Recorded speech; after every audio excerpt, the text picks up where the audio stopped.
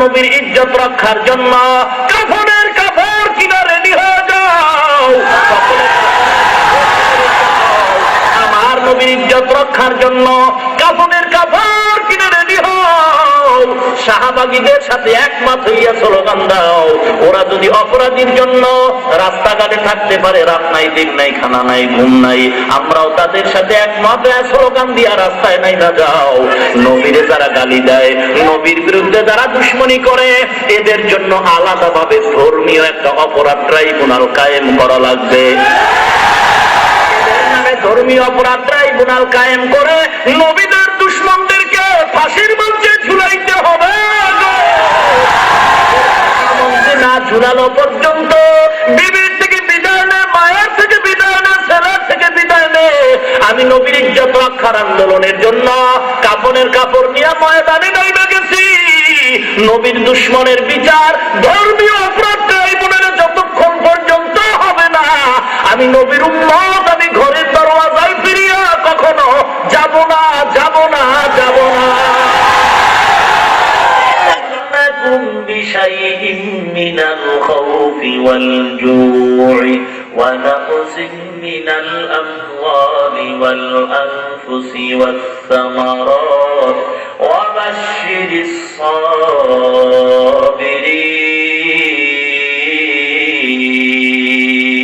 الصابرين।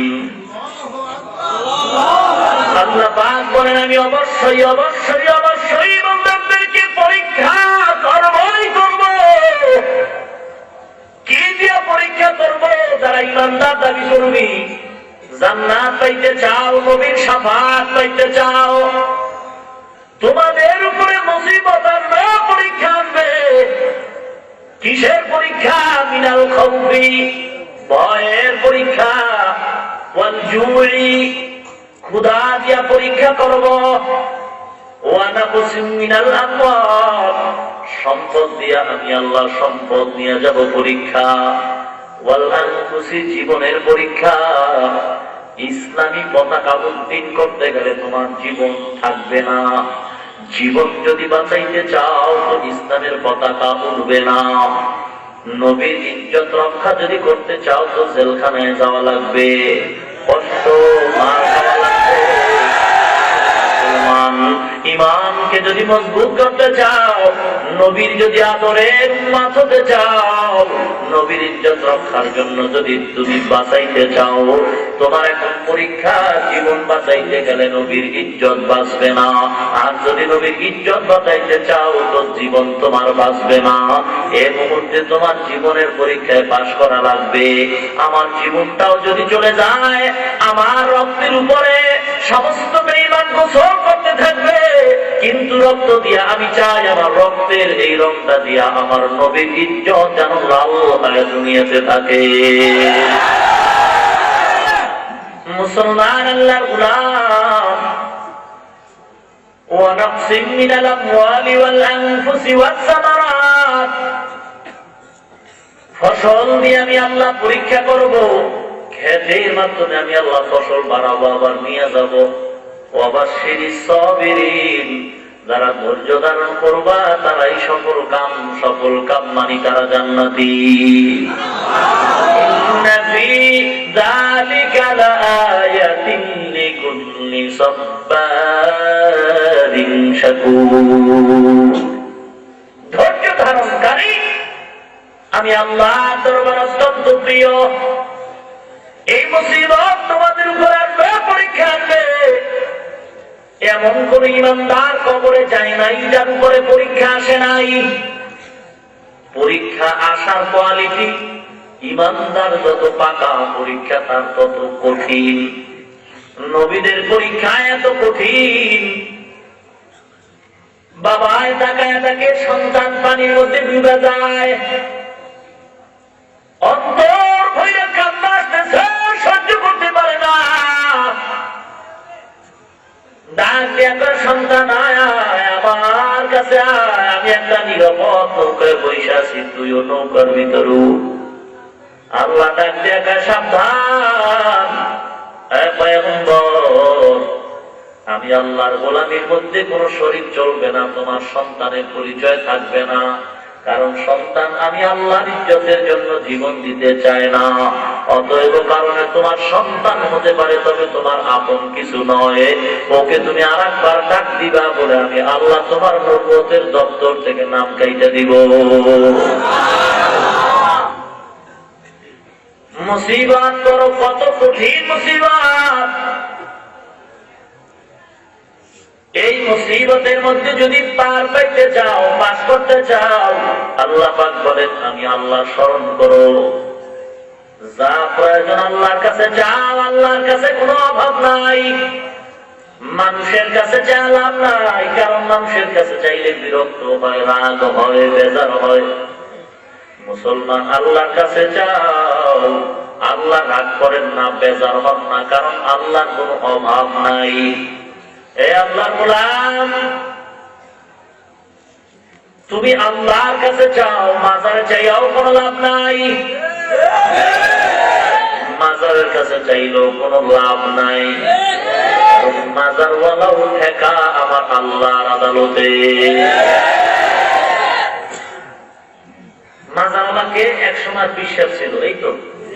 আচ্ছা, বর্তমানে যারা বিশ্বাস আছে, আপনারা মুরিদ যারা আছেন, বিশ্বাসের কাছে গিয়ে এখন বিশ্বাস আমার 10 লাখ টাকা দেন, দিব? আমার একটা বিল্ডিং করে দেন, দিব? চিন্তা থাকতে দিব না, মরার পরে দিব কেমনে?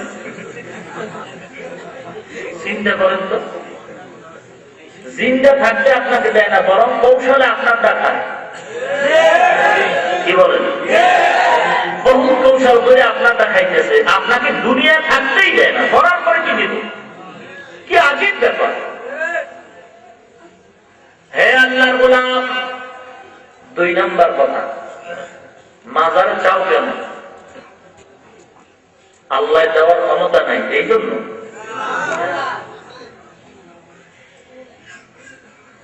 আগে দিতে পারতেন, এখন কিছু কিছু পারেন। আল্লাহ দুর্বল হয়ে গেছেন, এই জন্য মাজারে চাও। যদি জবাব দেও না, না আল্লাহ দুর্বল নন, আল্লাহ এখন সবল, আল্লাহ কিয়ামত পর্যন্ত হুয়াল হাইয়ুল কাইয়ুম। আল্লাহর কোনো অভাব নাই, লয় নাই, ক্ষয় নাই। আল্লাহ আগে যেমন দিয়েছেন এখনো তেমন দেওয়ার জন্য আছেন। আল্লাহ যদি কোনো দেওয়ার ক্ষমতা তুচ্ছ না থাকে, কোনো কমতি না থাকে, আল্লাহ যদি দুর্বলতা না থাকে, দেওয়ার ক্ষমতাই থাকে, সব সময় দেওয়ার ক্ষমতা আছে না? মাঝে মাঝে, সব সময়। মানুষের জীবনের যত প্রয়োজন সব নাকি আংশিক? সব। তাহলে কেন চাও? আল্লাহ দুর্বল না, তো চাও কেন? আল্লাহর কাছে চাও না কেন? বলো আল্লাহ দিতে পারেন, দুর্বল না, এরপর চাও না কেন? আল্লাহকে পছন্দ হয় না? আল্লাহকে যদি পছন্দ হইতো তাহলে কেন চাও না? তুমি বলো দুর্বল না, আল্লাহকে পছন্দ হয় তো আল্লাহর কাছে কেন চাও না? মাজারে চাওয়ার অর্থ হলো হয়তো আল্লাহ দুর্বল, নয়তো তোমার আল্লাহকে পছন্দ হয় না। 2টা জবাব ছাড়া দ্বিতীয় কোনো জবাব তোমার কাছে আর নাই। ও মুসলমান ইমানদার, আল্লাহর কাছে না চাইয়া কেন মাজারে চাও? হয়তো আল্লাহ দুর্বল, নয়তো তোমাকে আল্লাহ পছন্দ হয় না, এই জন্য তুমি আল্লাহর কাছে চাও না। মুসলমান ইমানদার, মাজারওয়ালার কাছে যত চাও, মাজারওয়ালা দেওয়ার ক্ষমতা নাই। মাজারওয়ালাকে যা দিছেন তাও আমার আল্লাহ দিছে। তুমি আল্লাহর কাছে চাও। নবীজি সবার উপরে যার মর্যাদা, তিনিও আল্লাহর কাছে চাইছেন। তোমার চাইতে অসুবিধা কি? এই বেয়াদব, নবী যদি চাইতে পারেন, তোর চাইতে অসুবিধা কি? আল্লাহ দিতে পারেন না? দিতে পারলে চাও না কেন? পছন্দ হয় না? তোর যদি আল্লাহকে পছন্দ না হয়, আল্লাহ জমিন সার বদমাই, আল্লাহ জমিন থেকে ভেঙে যা।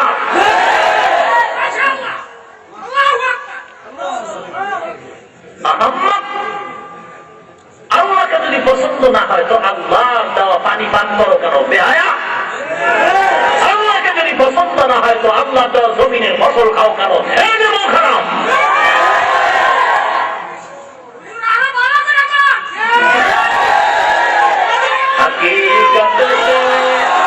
দুনিয়া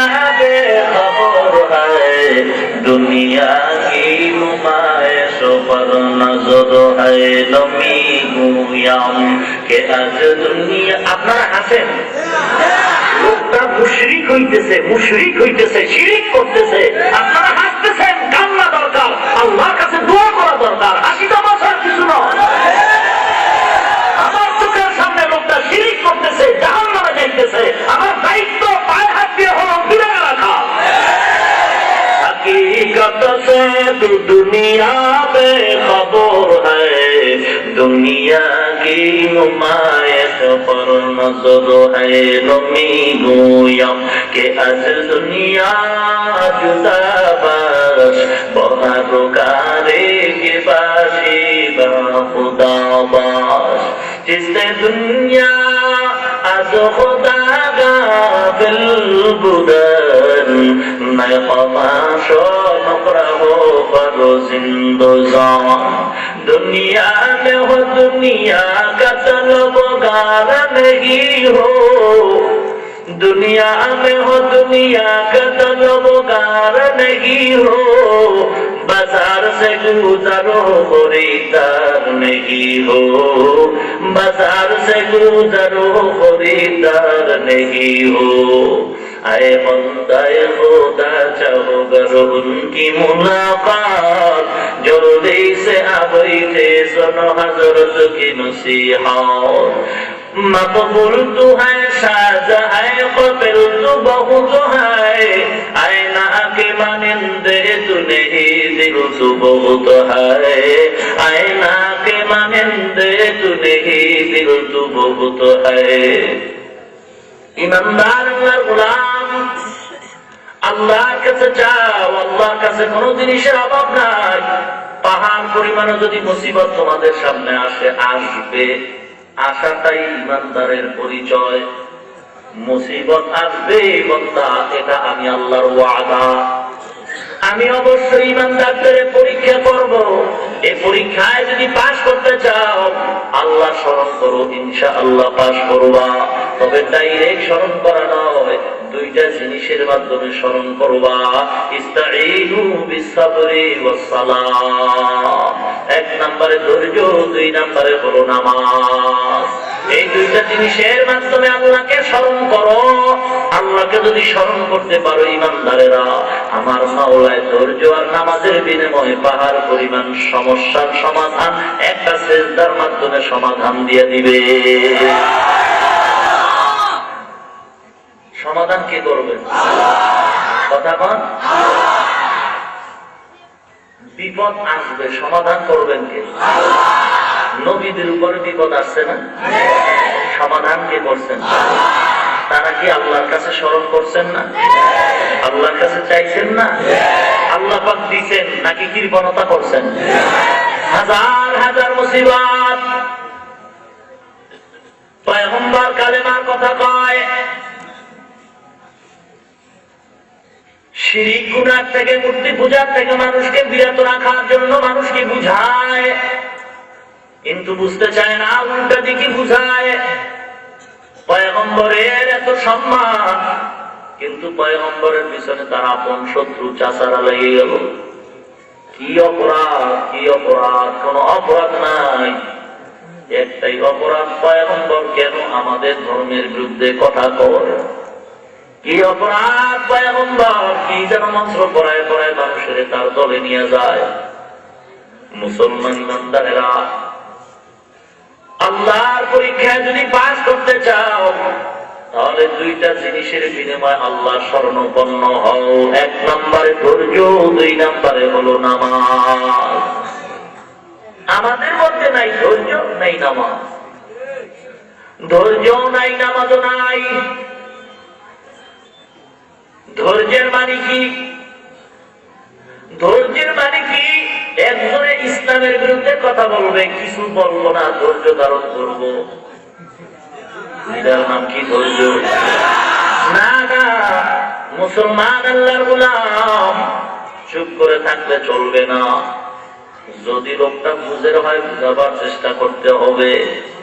আল্লাহর গোলাম, এখন আমাদের অস্ত্র হলো ধৈর্য আর নামাজ। এই অস্ত্র দিয়া মানুষ যদি সামনে আগায়, বেঈমানদের সামনে মুসলমান বিজয়ী হবে। কোনো অস্ত্র লাগবে না, কোনো ছুরি লাগবে না, তরবারি লাগবে না। মুসলমানের অস্ত্র হবে ধৈর্য আর নামাজ। 360 আউলিয়া নিয়ে সিলেটের জমিনটারে বিজয় করলেন, তরবারি দিয়েছেন শুধু আজান। সিলেটের শাহজালাল রহমাতুল্লাহ আলাইহি আজানের অস্ত্র দিয়া গৌর গোবিন্দের পতন ঘটাইছেন।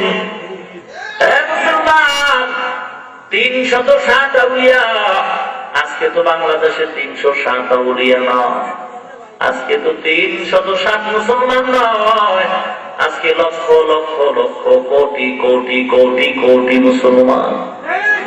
টুপিওয়ালার অভাব নাই, মাদ্রাসার অভাব নাই, মসজিদের অভাব নাই।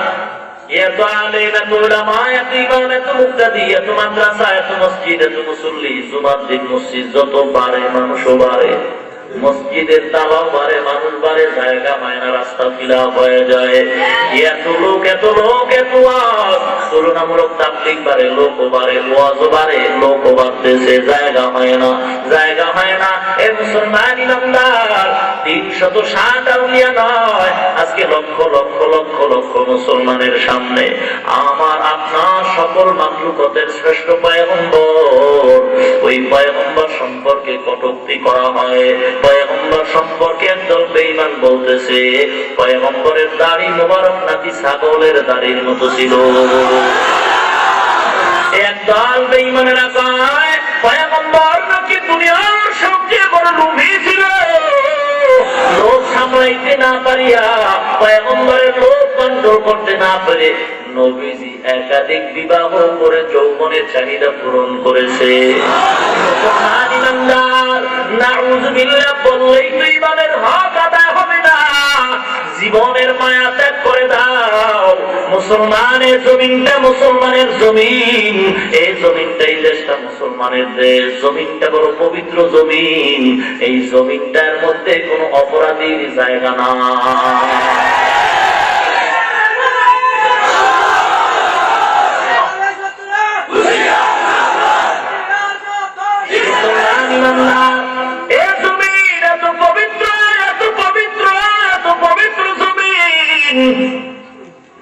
জমিনে কোন অপরাধীর ঠাই নাই, এ জমিনে অপরাধীর কোন ঠাই নাই। মুসলমান ভাই, দলাদলি থাকতে পারে, তরিকার ভেদাভেদ থাকতে পারে না, দুনিয়ার লাইনে আপনি এক দল করেন, আমি ভিন্ন দল করি। আপনি একজন পীরের মুরিদ, আমি ভিন্ন পীরের মুরিদ, এ নিয়ে আপনার সাথে আমার সাথে একটু দূরত্ব থাকা স্বাভাবিক, কিন্তু থাকা উচিত না। আপনি এক দল করেন, আমি অন্য দল করি, আপনি একজন পীরের মুরিদ, আমি ভিন্ন পীরের মুরিদ, এ নিয়ে একটু দলাদলির মধ্যে দূরত্ব থাকা স্বাভাবিক, কিন্তু নবীর বেলায় কোনো দূরত্ব থাকা উচিত না। আপনি এক দল করেন, আমি ভিন্ন দল করি, আপনি আওয়ামী লীগ করেন, বিএনপি করেন, জাতীয় পার্টি করেন, যে কোনো দল করেন, এটা আপনার ব্যক্তিগত ব্যাপার। আপনি একজন পীরের মুরিদ হন, আমি ভিন্ন পীরের মুরিদ, এটা ব্যক্তিগত ব্যাপার। কিন্তু দল নিয়ে ভেদাভেদ থাকতে পারে, তরিকা নিয়ে ভেদাভেদ থাকতে পারে, পয়গম্বর নিয়ে কোনো ভেদাভেদ নাই। নবী নিয়ে যারা ভেদাভেদ করে তারা সবাই হলো বেঈমান।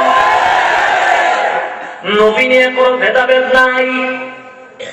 নবীর বেলায় সকলের এক কাতারে আসতে হবে, কে কোন দল করে জানার দরকার নাই। যদি নবীর উম্মত হয়ে থাকো, নবীর আন্দোলনে শরীক হও।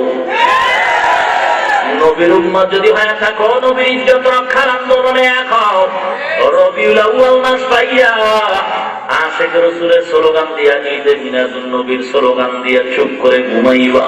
এর নবীর মহব্বত তো শুধু রবিউল আউয়ালে নয়, নবীর উপরে যখনই আঘাত আসবে তখনই ইমানদারের হুঙ্কার শুরু হয়ে যাবে।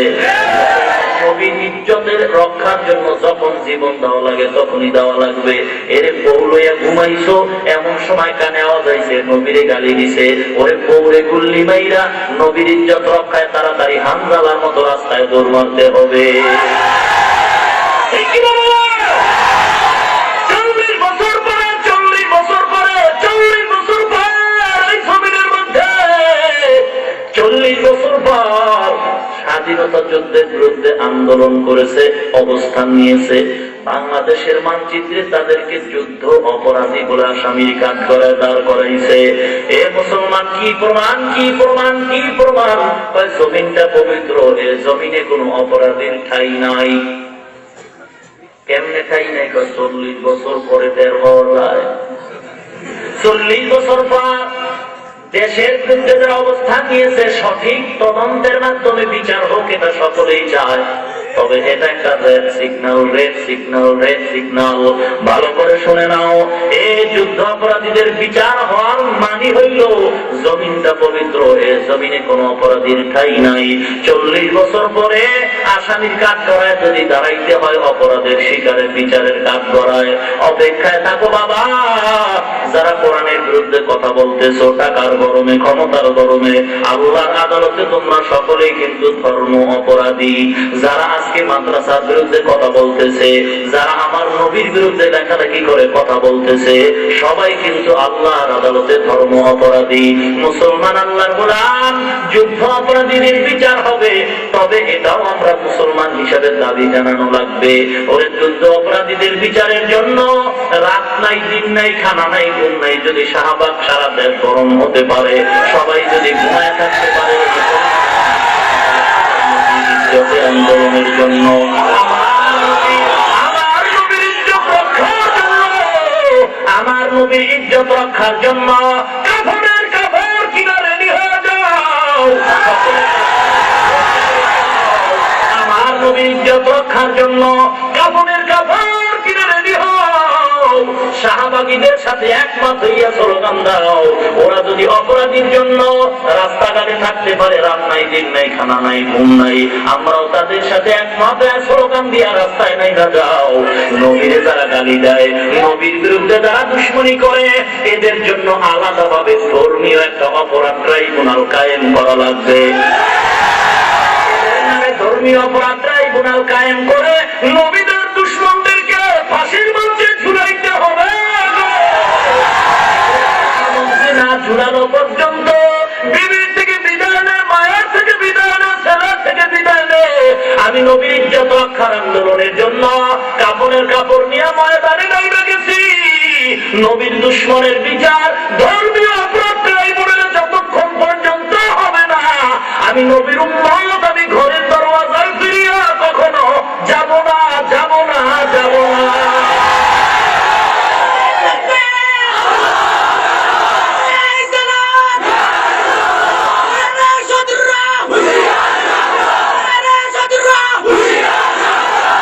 মুসলমান ইমানদার, আল্লাহর নবীর দুশ্মনের বিচারের জন্য কি রাত রাস্তায় কাটাইতে পারবো না? আল্লাহর নবীর দুশ্মনের বিচারের দাবিতে কি খানা বন্ধ করা যাবে না? সাহায্য করবেন আল্লাহ। অস্ত্র দুইটা রেডি রাখো, ধৈর্য আর নামাজ। কোন তরবারি লাগবে না। এইটা যারা কয় যে ট্রেনিং লাগবে, তরবারি লাগবে, ওরাও মুনাফিক, ইহুদির দালাল।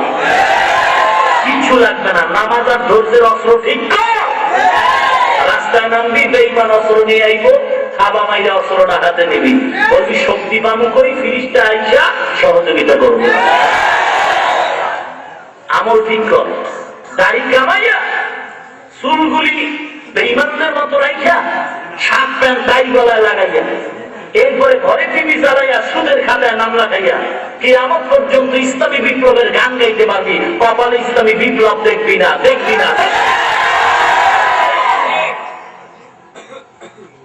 মার খাইয়া মরবি, কিন্তু ইসলাম দেখবি না। ইসলাম যদি দেখতে চাও, মাথার তালু থেকে পায়ের তালু পর্যন্ত আগে নবীর সুন্নাত দিয়ে সাইজ কর। কোন অস্ত্র লাগবে না।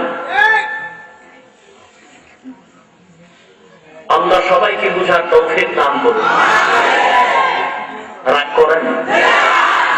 নবীর ইজ্জত রক্ষার আন্দোলনে যারা নাই, ওরা নবীর উম্মতের কাতারেও নাই। নবীর ইজ্জতের বিরুদ্ধে আল্লাহ না করুন যদি আমার আফসাও পায়, ওটাও বেঈমান।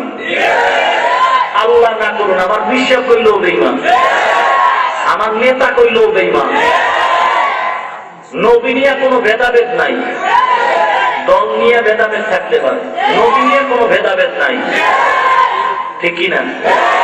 এক কাতারে আসতে হবে। কাউকে দুশ্মন ভাবার সুযোগ নাই। যে নবীর উম্মত সেই আমাদের আপন।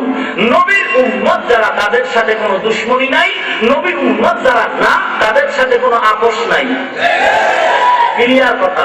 যারা নবীর উম্মত দাবি করবেন সে যে দল করুক, নবীর উম্মত দাবি করলে তাদের সাথে দুশ্মনী নাই, যারা নবীর উম্মত দাবি করবে না তাদের সাথে আপোষ নাই।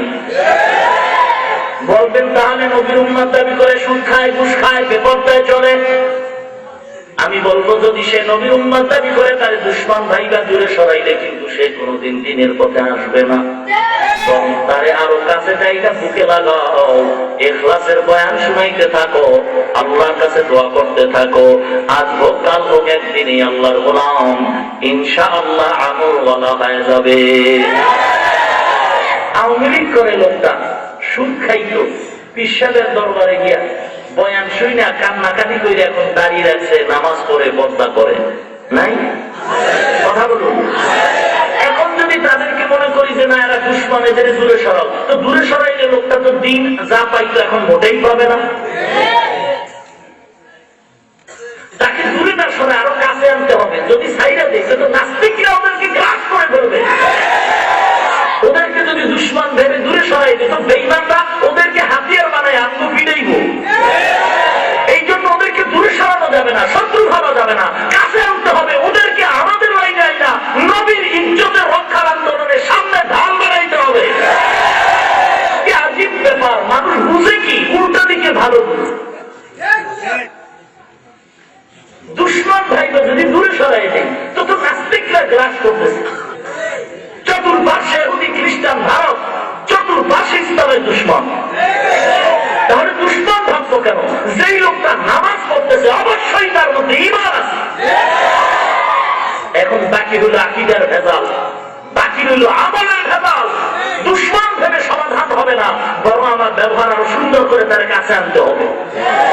আমি যেই হুঙ্কার দিয়ে আগাইতে না পারবো, ওই যুবক তার চাই বেশি পারবো, ঠিক কিনা? দুশ্মন ভাবা যাবে? তাকে কাছে আনতে হবে, তার সাথে মিলতে হবে।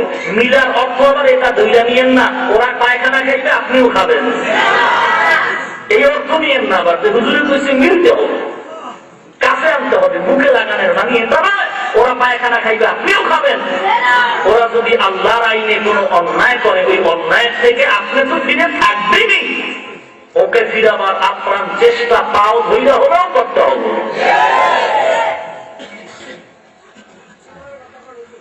আল্লাহ ইয়া আইয়ুহাল্লাযীনা আমানু ইসতাঈনু বিস-সাবরি ওয়াস-সালাহ ইন্নাল্লাহা মা'আস-সাবিরিন।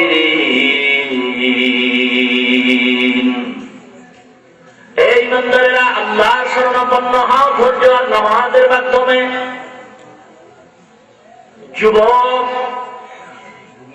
বয়ান শুনছে, বয়ান শুনছে, বয়ান শুনে মনটা নরম হয়ে গেছে। মনে জীবনে বহু আশা ছিল, অনেকটাই পূরণ হয়ে গেছে। রাস্তায় নাই দেখছে নাচ গান হয়, মনে চাইছে একটু নাচ গান আমিও শুনবো করবো, আশা পূরণ হয়ে গেছে। মনে একদিন আশা করছে সিনেমায় যাবে, তাও পূরণ হয়ে গেছে। মনে মনে একদিন আশা করছে মদের বোতলটা কেমন একটু টান মেয়েরা দেখি, তাও পূরণ হয়ে গেছে। মনে মনে যুবক আশা করছে বিড়ির মধ্যে কি মজা, টান মেয়েরা দেখি, তাও পূরণ হয়ে গেছে। পূরণ আশা পূরণ করে আজকে ওয়াজের প্যান্ডেলে বসে হঠাৎ করে মন ঘুরে গেছে। জীবনের মানুষের বহু আশা থাকে, আমার আশা তো কম করলাম না, পূরণ তো হয়ে গেল। আজকে থেকে আমি তওবা করে নিলাম, আল্লাহ ওয়ালার বয়ান শুনে আমার মনটা স্থির হয়ে গেছে। আর আমি আল্লাহকে ভুলবো না, অন্যায় কাজ করবো না। আজকে থেকে আমি আল্লাহ ওয়ালার পরামর্শে জীবনটারে সুন্দর করে নিব। যেই মানুষগুলি হক দিয়ে দরবারে গিয়া আমলওয়ালা হয়, তাবলীগের মাধ্যমে আমলওয়ালা হয়। আগে নামাজ পড়তো না, তাবলীগে গিয়া লোকটা নামাজ পড়তেছে। আগে রোজা রাখতো না, তাবলীগে যাওয়ার কারণে সে রোজা রাখতেছে। আগে পর্দা করতো না, তাবলীগে যাওয়ার কারণে পর্দা করতেছে। কি প্রমাণ? লোকটা খারাপ ছিল, ভালো হয়েছে। কথা বলে লোকটা আগে পর্দা করতো না, পীরের দরবারে বয়ান শুই না পর্দাওয়ালা হয়েছে। লোকটা দাড়ি রাখতো না, পীরের দরবারে গিয়ে এখন দাড়ি রাখছে। প্রমাণ কি?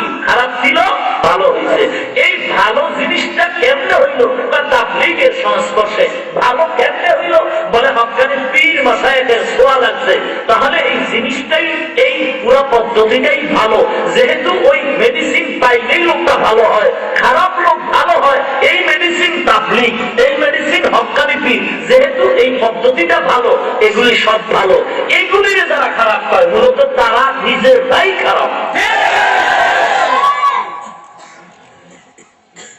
এই তাবলীগ করে কেউ বেপরদা হয়েছে, কামদাখর হয়েছে, হারামখোর হয়েছে, বিশ্বাস হক্কানি আল্লাহওয়ালার মুরিদ হয়ে কেউ বেপরদাওয়ালা হয়েছে?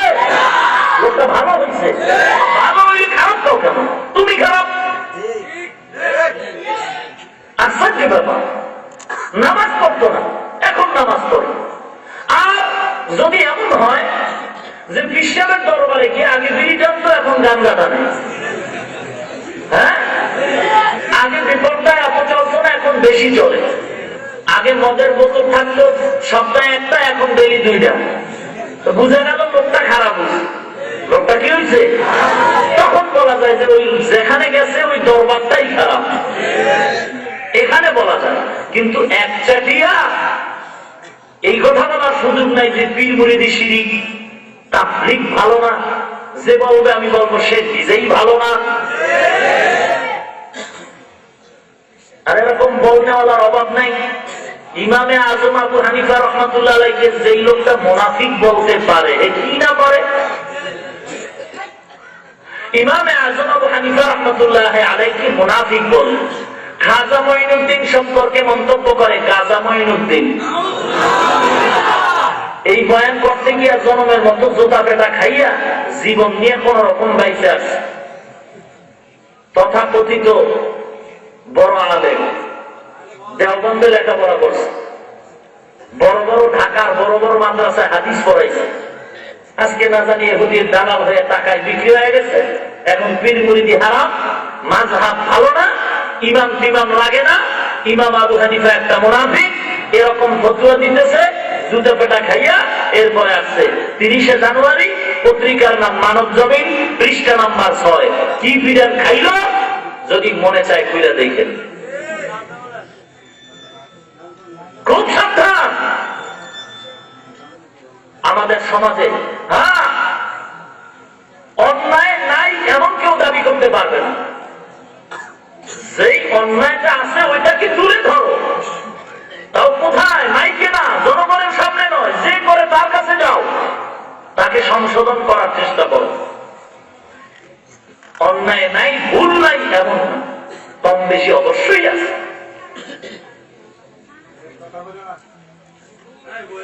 যুবক এবার বয়ান শুনে রেডি হয়ে গেছে, তওবা করছে, আল্লাহ জীবন বড় অন্যায় করেছি গো আল্লাহ, আজ আমি তওবা করতেছি গো আল্লাহ, আজ জীবনে নামাজ বাদ দিব না, পর্দা বাদ দিব না। যুবক এবার আল্লাহ ওয়ালার সাথে সম্পর্ক লাগাই দিছে। বয়ান শুনছে, 2টা অস্ত্র রেডি রাখবে। 1 নম্বরে ধৈর্য, 2 নম্বরে নামাজ। আল্লাহ ওয়ালার বয়ান শুনে 2টা অস্ত্র রেডি করতেছে, নামাজ বাদ দেয় না, ধৈর্য বাদ দেয় না। যুবকের যৌবন বাড়তেছে, বিবাহের খাদেশ বাড়তেছে, কিন্তু গরিব, টাকা নাই, বাড়ি নাই, ঘর নাই, অসহায়। আল্লাহ দরবারে নামাজ পড়ে দোয়া করে, আল্লাহ আমি যৌবনের পরীক্ষায় নামছি গো আল্লাহ, আমার যৌবন আপাতরে চলছে, টাকা নাই, বাড়ি নাই, আমার বিবাহের দরকার, নবীর সুন্নাত। আয় আল্লাহ তুমি আমাকে একটা নেককার বিবির ব্যবস্থা করে দাও। আল্লাহ দরবারে দোয়া করছেন, আল্লাহ পাক ব্যবস্থা করে দিচ্ছেন। যুবক, অমুক এলাকার এক গরিব বাড়ি আছে, ওই বাড়ি যাও। ওই বাড়িতে একটা গরিবের ঘরের মেয়ে আছে, নামাজ পর্যন্ত বাদ দেয় না, তারে বিয়ে করে নাও, প্রস্তাব দাও। যুবক চলে গেছে, বিবাহ হয়ে গেছে। এবার যুবক নিয়ত করেছে, পর্দা রক্ষার জন্য যদি আমার বিবি নিয়ে বাঁচতে চাই, জঙ্গলের বাড়ি ছাড়া এলাকার বাড়ি আর যথেষ্ট নয়। মুসলমান যুবক ভাই, অন্তরের সব কিছু মুছে দাও। যুবক এবার বিবি নিয়ে জঙ্গলা দিয়ে রওনা হয়। আল্লাহর মুহাব্বত রক্ষার জন্য, পর্দা রক্ষার জন্য জঙ্গলায় চলে গেছেন। ছোট্ট একখানা ঘর, জীবন যাপনের জন্য টাকা চাকরি নিছে, এক বড় লোকের বাড়ির চাকর হয়ে গেছে। তবে হালাল পন্থায় কামাই করে বাঁচতে চায়, এজন্য কাজ নিল। বিবিরে রান্নার পানি আগায় দেয়, গোসলের পানি আগায় দেয়। যুবক মালিকের বাড়ি চাকরি করে বেতন যা পায় তা দিয়ে নিজের জীবন চালায়, কিছু টাকা জমা করে নিজেও কিছু জমিন কিনলো, মালিকের জমিনের চাষাবাদ করে। যুবক নিজের টাকা দিয়ে জমিন কিনিয়ে তারও চাষাবাদ করে। কোনদিন টাকা পয়সা জমে একটা গাভী কিনিয়া গাভীর দুধ বাজারে বিক্রি করে মোটামুটি সংসার চলতেছে। কিন্তু বান্দার যতই দুনিয়ার কাজে লাগিয়া যা, আজান হলে বান্দার নামাজ বা জামাত তরক হয় না, নামাজ পড়তে হয় না। এ যুবক ভাই, কয়দিন আর দুনিয়াতে থাকবা? পত্রিকায় দেখো না কত যুবকের মরণ। এমন কোনদিন নাই যুবক পানির তলে পড়ে মরে না, হুন্ডার তলে পড়ে মরে না, পাশের তলে পড়ে মরে না। কয়দিন আর বাঁচবে যুবক ভাই? অহংকারী অন্তর থেকে দূর করে দাও, তওবার সময় আসছে। ঈমান নিয়ে কবরে যদি যেতে চাও, আল্লাহ ওয়ালাদের সংস্পর্শে যাও, আমলটারে সুন্দর করে নাও। কারণ আমল যদি সুন্দর না হয়, অন্ধকার কবর তোমার জন্য জাহান্নামের টুকরায় পরিণত হবে। মুসলমান ইমানদার, মিথ্যা বলিয়া রকম মনে করিও না।